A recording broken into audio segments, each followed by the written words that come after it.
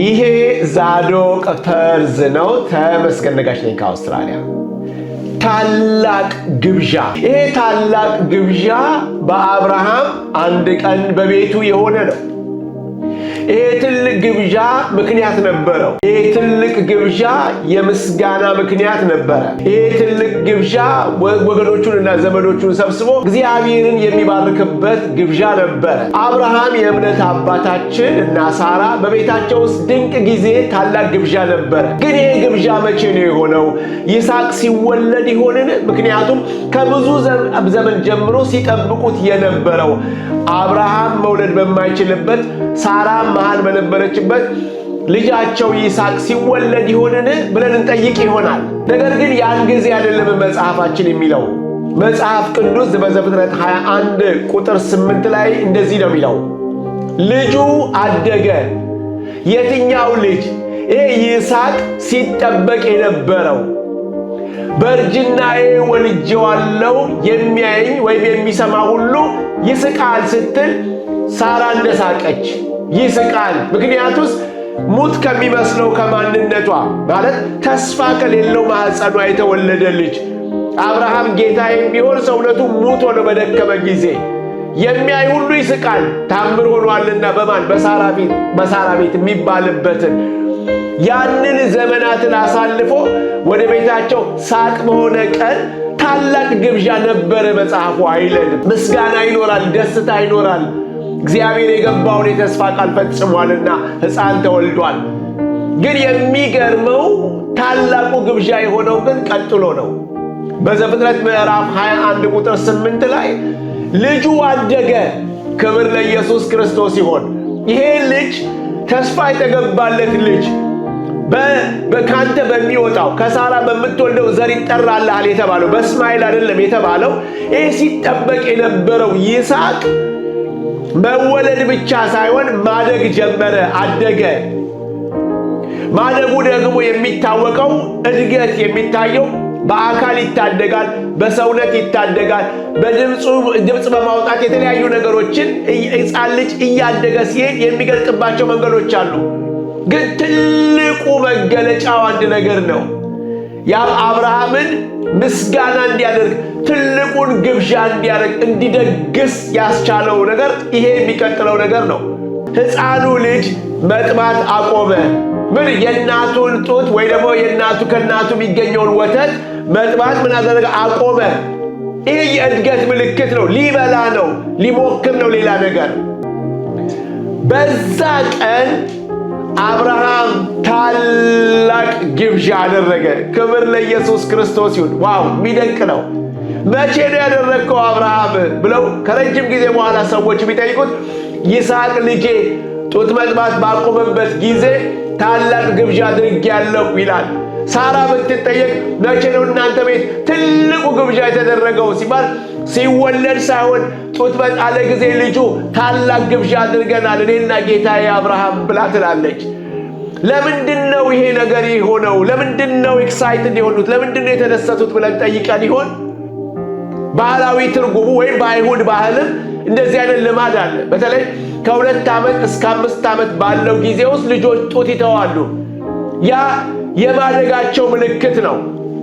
ይህ ክስተት ልደትም ምስጋና ቢኖረውም፣ ልደትም አክብሮት ቢኖረውም፣ ልደትም የተለያዩ ነገሮች ደስታቸውን የሚገልጡባቸው መንገዶች ቢኖሩ የማደጉ ነገር ግን ልጁ የመቆሙ ነገር ግን ልጁ ወደ ሰውነት ሙላት መምጣቱ ግን ልጁ የነዛን የተወሰኑ የ2 እና የ3 ዓመታት የሕፃንነት ወራትንና የተለያዩ በሽታዎችን አልፎ መገኘቱ የበለጠ ደስታን ይጨምራል። ማደግ ደስታ ይጨምራል። ክብር ለኢየሱስ ይሁን። የምስጋና ምክንያት ይሆናል። ስለዚህ ይስሐቅ የቃል ኪዳኑ ልጅ የተነገረለት ልጅ እያደገ መሆኑ እግዚአብሔር የገባውን ተስፋ ማረጋገጫ አግኝቷልና እያደገ ነውና ይሄ ልጅ ጡት በተወ ጊዜ አንድ ደረጃ የተስፋው ቃል የሆነው ተስፋ የተገባለት ዘር በፊቱ እያደገ ሲያይ እንዴት እግዚአብሔርን አያመሰግን? ክብር ለኢየሱስ ክርስቶስ ይሁን። ስለዚህ መወለዱ በጣም ሐሴት እንዲያደርግ አድርጎታል፣ ደስ እንዲለው አድርጎታል። ነገር ግን ጡት መተውና ማደጉ ግን ከዛ በላይ ታላቅ ግብዣ እንዲያደርግ አድርጎታል። ታላቅ የምስጋና ፕሮግራም እንዲያደርግ አድርጎታል። ታላቅ እዩልኝ ይስሐቅ አደገ ብሎ እንዲያመሰግን እግዚአብሔርን በታማኝነቱ ከፍ ከፍ እንዲያደርግ አድርጎታል። ክብር ለኢየሱስ ክርስቶስ ይሁን። ምን ያሳየናል ስንል ተስፋው እግዚአብሔር የገባው ተስፋ ወደ ፍጻሜ እየሄደለት እግዚአብሔር የገባለት ተስፋ በፊቱ እያደገ እንደሆነ ያየዋል። ስለዚህ መወለዱ ሳይሆን ማደጉ፣ እድገቱ፣ ጡት መተው፣ ከእናቱ መላቀቁ እየጨመረ ራሱን እየቻለ እየበላ መሄዱ ኢንዲፔንደንት እየሆነ እየሄደ መሆኑን ሲያየው ልጁን ደስ እየተሰኘ ይሄዳል። አብርሃም ደዚህ ሐሴት አደረገ። አብርሃም ምናልባት ሳራም ሐሴት ታደርጋለች፣ ምክንያቱም ልጇ አድጓልና። ክብር ለኢየሱስ ክርስቶስ። የእግዚአብሔር የቃል ኪዳኑ ማረጋገጫ ጭምር ነው። ልጁ እያደገ ሲል እግዚአብሔር ታማኝ፣ የሰጠኝ ልጅ እኮ አደገ። ክብር ለኢየሱስ። የተናገረኝ ነገር እኮ አደገ፣ የተናገረኝ ነገር ተፈጸመ፣ በሕይወቴ ውስጥ የሆነው ነገር እየተገለጠ ነው ብለን ለማውራት እግዚአብሔር በክርስቶስ ኢየሱስም ጸጋን ያብዛልን። የሚታይ የሚገለጥ እንዲሆን መንፈሳዊው ነገር ስናይ ብዙ ጊዜ ዮሐንስ ወንጌል ምዕራፍ 3 ቁጥር 3 አይተን እንደሆነ ጥሩ ነው። ዳግመኛ መወለድ ወደ እግዚአብሔር መንግሥት እሱ የመጀመሪያችን ነገር ነው። ነገር ግን ገብተን እንደ እግዚአብሔር መንግሥት ውስጥ ሁል ጊዜ ግን ሕፃን ሆነን እንድንኖር የእግዚአብሔር ሐሳብ አይደለም። የመወለዳችን ጊዜ በምድርም በሰማይም ደስታ ይሆናል። እርግጥ ነው። ግን ምን ይላል መጽሐፍ? ማደጋችን ደግሞ የበለጠ እግዚአብሔር ደግሞ የሚያድጉ ልጆች፣ ያደጉ ልጆች፣ የበሰሉ ልጆች፣ ኃላፊነት የሚቀበሉ ልጆች፣ በፊቱ የእግዚአብሔርን ሐሳብና ፈቃድ የሚፈጽሙ ልጆች ማየት ደግሞ የእግዚአብሔርን ልብ የበለጠ ያሳርፈዋል። አብርሃም በልጁ እድገት ደስ እንዳለው እግዚአብሔር በልጆቹ እድገት ደግሞ ደስ ይለዋል። እግዚአብሔር በክርስቶስ ኢየሱስ በጸጋው በነገር ሁሉ ያሳድገን። ክብር ለኢየሱስ ይሁን። እኛ ብቻ አይደለንም እኮ ወገኖች ሆይ ኢየሱስ ፍለጋውን ትቶልን በዚህ ምድር የሄደው ኢየሱስ የእምነታችን ጀማሪ የሆነው ኢየሱስ እሱ ያድግ ነበር ይለናል እኮ መጽሐፍ። ወገኖች ሆይ ያድግ ነበር ይላል። ተወልዶ ያድግ ነበረ። ኢየሱስም በሉቃስ ወንጌል ምዕራፍ 2 ቁጥር 52 ላይ ምንድን ነው የሚለው? ኢየሱስም በጥበብና በቁመት በሞገስም በእግዚአብሔርና በሰው ፊት ያድግ ነበረ። ክብር ለኢየሱስ ክርስቶስ ይሁን። ማን? ይሄ የሰማይና የምድር ፈጣሪ የሆነው ኢየሱስ፣ በሰው አምሳል መጥቶ በእኛ ዘንድ የኖረው ኢየሱስ፣ ይሄ የእግዚአብሔር በግ ሆኖ ኃጢአታችንን ያስወገደልን ኢየሱስ፣ ይሄ ሊቀ ካህናችን የእግዚአብሔር ልጅ ኢየሱስ ብሎ ዕብራውያን የሚጠራው ሊቀ ካህናችን የኛ መካከለኛ ሆኖ ይገባልን የእግዚአብሔር ልጅ እሱ መለኮት የሆነው ኢየሱስ ሰው ሆኖ የተገለጠው ሕፃን ሆኖ የተወለደልን እሱ ያድግ ነበረ ካለን ወገኖቼ ሆይ በነገር ሁሉ ማደግ እኮ ይጠበቅብናል። ጌታ ኢየሱስ ክርስቶስ ለዘላለም ስሙ የተባረከው ኢየሱስ እንዲያደገ ይለናል መጽሐፍ። በምን አደገ ሲባል በጥበብ አደገ። በጥበብ አደገ። በፊት ለፊታቸው በእግዚአብሔር ፊት ያድግ ነበረ፣ ደግሞ በሰው ፊት ያድግ ነበረ። ወገኖች ሆይ ብዙ ሰዎች በሰው ፊት ትልልቅ አሉ፣ በሰው ፊት አንቱ ይባላሉ፣ በሰው ፊት የከበሬታ ቦታ ይሰጣቸዋል። ነገር ግን መጀመሪያ እድገታችን በእግዚአብሔር ፊት ይጀምር። አቤቱ የአንደበቴ ቃልና የልቤ ሐሳብ በፊት ያማረ ይሁን ያለ ዳዊት አንድ አይነት ሕይወት እንድኖር እግዚአብሔር ሆይ እርዳኝ እያለ መጸለዩ ነው። የምናገረውና የምኖረው ሕይወት አንድ ይሁንልኝ። ሕፃናቶች የሚናገሩትና የሚኖሩት የተለያየ ሊሆን ይችላል። ሲበስል ሰው ሲያድግ ሰው ግን የሚናገረውን ይኖረዋል። ስለዚህ ወደዛ ሕይወት እንድንመጣ ይፈልጋል። ብዙ ጊዜ ድካማችንን የምንሸፍንባቸው ብዙ ቃላቶች አሉ። ጌታ ያውቃል ልቤን፣ ጌታ ነው እኔን የሚያውቀኝ። ኖ አንሳሳት። እኛም እናያለን፣ እንተያያለን። ምሳሌ ልንሆን ደግሞ ተጠርተናል። የክርስቶስን ሕይወት ልንገልጥ ተጠርተናል። ማደጋችን ሲመጣ የልጁን መልክ እየመሰልን የልጁ መልክ ደግሞ በሰዎች ዘንድ እየታየ የሚገለጥ ነው። ለእግዚአብሔር ብቻ የምናሳየው አይደለም። በምድር ስንኖር የእሱን ሕይወት በእኛ ልንገልጥ እግዚአብሔር በክርስቶስ ኢየሱስም ጸጋውን ያብዛልን። እንደሱ ነው የተጠራ ነው። ወገኖቼ ሆይ በሰው ፊት ትልቅ ሆነን በእግዚአብሔር ፊት ከማነስ እግዚአብሔር ይጠብቀን። የይስሐቅ እድገት ደስ እንዳሰኘው ኢየሱስ አምላክ ሆኖ በሰው ፊት በእግዚአብሔር ፊት ያድግ እንደነበረ ዛሬም እንድናድግ መጽሐፍ ቅዱሳችን ዛሬም መንፈስ ቅዱስ ቻሌንጅ ያደርገናል። ምን? ከዚህ በኋላ ሕፃናት መሆን ይብቃል። በትምህርት ንፋስ እየተፍገመገምን እንዳንሄድ፣ በሚታዩ ነገሮች እንዳንወሰድ፣ ሰዎች ስለ መንፈሳዊ ነገር የነገሩን ሁሉ ነው ብለን እንዳንሄድ፣ የምንመራው በመንፈስ ቅዱስ ሳይሆን በሰዎች እንዳይሆን መብሰል ይጠበቅብናል ብሎ መጽሐፍ ቅዱስ ያሳስበናል፣ በተለይ በዚህ ዘመን። ለዚህ ነው ጳውሎስ ጢሞቴዎስን ሲያስጠነቅቀው ማደግህ በስንት ነገር? በነገር ሁሉ ይገለጥ። በሁሉ ነገር ማደግህ በአንድ አቅጣጫ አይደለም። ማደግህ በነገር ሁሉ ይገለጥ። ማደግ የሚገለጥ ነው። በምን? በእውቀት ይገለጥ ማለት የእግዚአብሔርን እውነት በማወቅ ማደግ ይገለጥ። ክብር ለኢየሱስ ክርስቶስ። ስለዚህ ከእግዚአብሔር ቃል ያለን ህብረት፣ የእግዚአብሔርን ቃል የማጥናት ህብረት፣ ከእግዚአብሔር ጋር ያለን ፌሎሺፕ፣ የቃሉ እውቀት፣ የቃሉ መረዳት፣ የቃሉ ጥማት በውስጣችን እየገባ ወገኖች ሆይ ዛሬ ብዙ የእግዚአብሔር ቃል ይሰበካል፣ ይነገራል፣ ሚዲያው ላይ ሞልቷል። ምናልባት እንደ መና ሆኖብን ነፍስ ሰውነታችን ተጸይፎት ይሆንን፣ እንደ መና ሆኖ ሰልችቶን ይሆንን።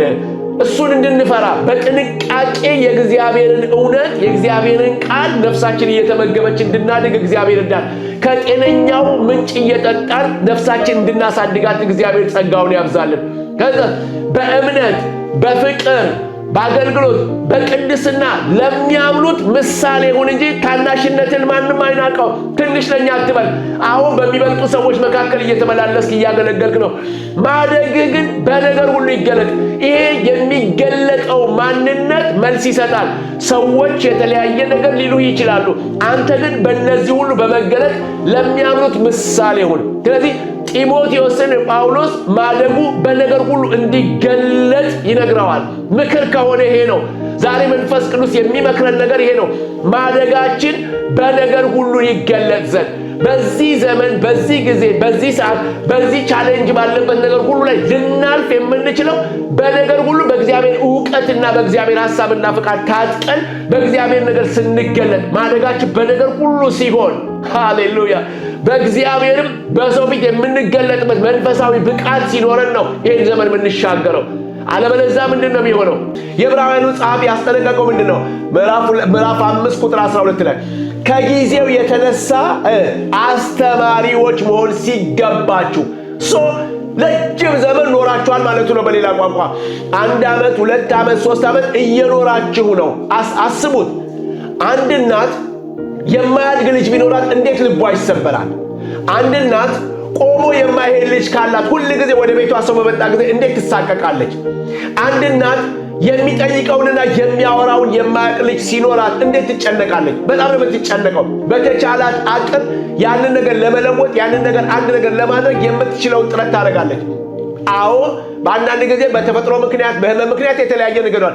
ግን ጤነኛ ሆነው ልጆች ጤነኛ ሆነው ማድረግ የሚገባቸውን ነገር ሳያደርጉ ሲቀሩ ጤነኛ ሆነው መብላት ሲችሉ፣ መጠጣት ሲችሉ፣ መማር ሲችሉ፣ መሄድ ሲችሉ፣ መውጣት ሲችሉ፣ መግባት ሲችሉ ከነሱ ከሚጠበቀው ነገር በታች ሲሆን በጣም ልብ ይሰብራል ወገኖቼ። ወይ ያንን ስትመለከቱት ልብ ያዝ። ለእናት ሐዘን ለአባት ሐዘን ይሄ ነው።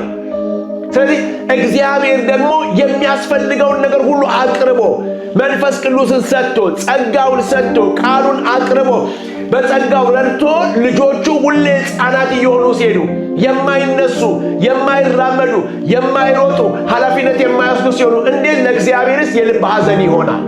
ስለዚህ ነው ቀኑን ሙሉ ወደ እናንተ እጄ ተዘርግቷል ሲል እጄ ከማዳን አላጠረችም ሲል ሰው ቢዚ ነው። እግዚአብሔር ለማዳን እጁን ዘርግቶ ነገር ግን በደላችሁ በእኔና በእናንተ መካከል ገብቷል የሚለው እኮ ህዝቡ በራሱ መንገድ ቢዚ ነው። እግዚአብሔርስ የተዘረጋ እጅ አለ ይላል። መስቀሉ ተዘርግቷል፣ ክርስቶስ ተዘርግቷል። ዛሬም እንደዚህ ነው የሚለው። ሁሉን ነገር አድርጎ ሰው ቢዚ ነው። ሰው ለእግዚአብሔር ስታፍ ለእግዚአብሔር ለሆነው ነገር ቢዚ ነው። ለሌላው ነገር ትዕግስት አለው። መጽሐፍ ቅዱሳችን እንደምታዩት ነህምያ መጽሐፍ ላይ አይተን እንደሆነ ሰው የቀን እኩሌታ ምዕራፍ 8 ማለት የቀን እኩሌታ እዝራ መጽሐፉን የሕጉ መጽሐፍ ባነበበ ጊዜ የቀን እኩሌታ ቆመው የእግዚአብሔርን ቃል ይሰሙ ነበር። ያውም የሕጉን ነው እኮ ስብከት አይደለም፣ ማነቃቂያ አይደለም፣ ዛሬ ይሆንልሃል ይሆንልሻል እኮ አይደለም። የሕጉ መጽሐፍ ሲነበብ ቆመው የቀን እኩሌታ ይሰሙ ነበር። የት ሄደ ይሄ? ወዴት ሄደ? ዛሬ በ30 ደቂቃ የምንደክም፣ በግማሽ ሰዓት የምንደክም፣ ዛሬ በማንቀላፋት ደግሞ ደስ የሚያሰኘንን ብቻ እየፈለግን የምንሰማበት ዘመን ላይ ነን ያለነው ወገኖች። በጣም ልንጠነቀቅ ይገባል። ወደ መንፈሳዊ ማቹሪቲ፣ ወደ መንፈሳዊ ብስለት ልንመጣ ይገባል። አብርሃምን ያስደሰተው ይሄ ነው እኮ።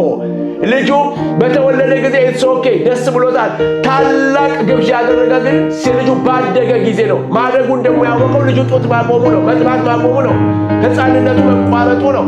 ስለዚህ ልጅ እያደገ ነው። ተስፋ የተገባልን ልጅ እያደገ ነው። ይስሐቅ እያደገ ነው። ይስሐቅ ሰውነቱ እየጨመረ ነው። ይስሐቅ መብላል ሊጀምር ነው። ሃሌሉያ! ክብር ለኢየሱስ ይሁን። አያችሁ፣ ምስጋና ያስፈልገዋል፣ አምልኮ ያስፈልገዋል፣ ውዳሴ ያስፈልገዋል። የሰማይ አምላክ የሰራዊቱ ጌታ እግዚአብሔር ማህበሩን ሰብስቦ፣ ጉባኤውን ሰብስቦ፣ ዘመዶችን ሰብስቦ ሊመሰገን ይገባል። ለምን? ልጅ ያደገ። ሃሌሉያ! አያችሁ፣ ምስጋና ከሆነ ወገኖቼ በመንፈሳዊ ህይወት በህይወታችን ውስጥ በተጨመረው ነገር እስቲ እግዚአብሔርን እናመስግን። እከሌ እንዲህ ተደረገላት፣ እከሌ እንዲህ ተደረገለት፣ የሆነ ቦታ ሄደ፣ እንደዚህ ሆነለት ብለን እኮ በጣም ነው እኮ የምናመሰግነው። እስቲ ስለ መንፈሳዊ ህይወታችን እግዚአብሔር በእኛ ያደረገው የተለወጠው ማንነታችንን ይዘን በእግዚአብሔር ፊት እንድናመሰግን እግዚአብሔር ይርዳን። ይሄ ነበር የተቸገርኩበት፣ ዛሬ ግን ጌታ ረዳኝ፣ ተለወጥኩኝ፣ በዚህ ተገለጥኩ ብለን የምናመሰግንበት የምንቆጥረው ለእግዚአብሔር የምስጋና ምክንያት የሚሆን ከኛ በክርስቶስ ኢየሱስም ይውጣልን፣ እሱ ይሁንልን። ኤፌሶን እኮ እንደዛ ነው የሚለው፣ የእግዚአብሔር ልጅ በማመን ከዛስ በማወቅ ወደሚገኝ መረዳት አይደለም የሚለው። ስለዚህ የእግዚአብሔር ልጅ ማመን አንድ ነገር ነው። የእግዚአብሔር ልጅ ማወቅ ደግሞ የሚባል ነገር አለ ወገኖቼ። አምነናል፣ ዕለት ዕለት ደግሞ እናውቀዋለን። ወደዚህ መረዳት እንድንደርስ እግዚአብሔር ይርዳል። አለበለዚያ ሁለት ማስጠንቀቂያዎች ልናገር። መወለድ በጣም ደስ ይላል። ከዛ በላይ ደግሞ ማደግ በጣም ትርጉም ያለው ነገር ነው። አብርሃምን ያስደነቀው፣ አብርሃምን ሐሴት እንዲያደርግ ያደረገው፣ አብርሃምን ታላቅ ግብዣ እንዲያደርግ ያደረገው። ስለዚህ መወለድ ግን በሌላ ቋንቋ መጽሐፍ ቅዱሳችን ላይ ሁለት ሰዎች በሚገርም ሁኔታ ተጠቅሰዋል። በምን? በመወለድ ዙሪያ። እነዚህ ሁለት ሰዎች ማን ናቸው? በመጀመሪያው ዮሐንስ ነው። መጥምቁ ዮሐንስ ስንመለከት መጥቶ መልአኩ ሲናገር ለዘካርያስ ሲነግረው ዘካርያስ አባቱ እንኳን አላመነም። ጸሎትህ ተሰምቷል፣ ሚስትህ ኤልሳቤጥ ወንድ ልጅ ትወልዳለች። በጣም ደንግጧል። ምክንያቱም እሷ መሃን ናት። ይህንን ሁሉ ዘመን ኖረዋል። ግን በቃ ይሆናል ብሎ ነገረው። ከዛ በኋላ ግን የሚገርመው ነገር እንደዚህ ነው። በመወለዱ ብዙዎች ደስ ይላቸዋል። በጣም ሐሴት። ለምንድን ነው በመወለዱ ብዙዎች ደስ የሚላቸው? እስራኤልን ወደ አምላካቸው ይመልሳል፣ ወይ ደግሞ ህዝቡን ወደ ጌታ ይመልሳል። ይሄ ነው መንገዱ። የጌታን መንገድ ይጠርጋል። አድጎ የሚሰራው ስራ እንኳን ተቀምጦለታል። በዚህ ደስታ በሰማይም በምድርም ይሆናል። በመወለዱ ወደ ምድር በመምጣቱ እንኳን ተወለደ ይባልና ይጨበጨባል። ማን? ለእግዚአብሔር ክብር ይሰጣል። ስለዚህ ስንቶች ደስ ይላቸዋል? ብዙዎች። የሚያስደነግጠው ግን ስለ ይሁዳ ጠቅሶ እንጀራውን በበላ ጊዜ ከዛ በኋላ ምን አለ ኢየሱስ? አሳልፎ የሰው ልጅ አሳልፎ ለሚሰጥ ወየውለት አለ። ከዛስ የሚገርመው ቃል ምንድን ነበረ? ባይወለድ ይሻለው ነበረ። ይሄ በጣም አስደንጋጭ ቃል ነው። ይሁዳ ባይወለድ ይሻል ነበር ብሎ ኢየሱስ ሲናገር ያስደነግጣል። ስለዚህ የይሁዳ መወለድ ብዙም ትርጉም የለውም ማለት ነው። በሌላ ቋንቋ መወለድ ከመወለዱ ይልቅ አለመወለዱን ኢየሱስ እየተናገረ ነው። ይሻለው ነበረ ባይወለድ። ስለዚህ ወገኖቼ ከተወለድን የጌታን ሐሳብ እንድናደርግ፣ ከተወለድን ፍቃዱን እንድናደርግ፣ ከተወለድን በእግዚአብሔር ሐሳብና ፍቃድ እያደግን እየበሰልን እንድንሄድ አብርሃም ሐሴት እንዳደረገ ለይስሐቅ ታላቅ ግብዣ አድርጎ እግዚአብሔርም በእኛ እድገት ሐሴት የሚያደርግ የሚደሰትበት ለእግዚአብሔር ብዙ ምስጋና የሚቀርብበት ልጆች እንዲያደርገን እግዚአብሔር ይርዳን። ክብር ለኢየሱስ ክርስቶስ ይሁን። ተባረኩ።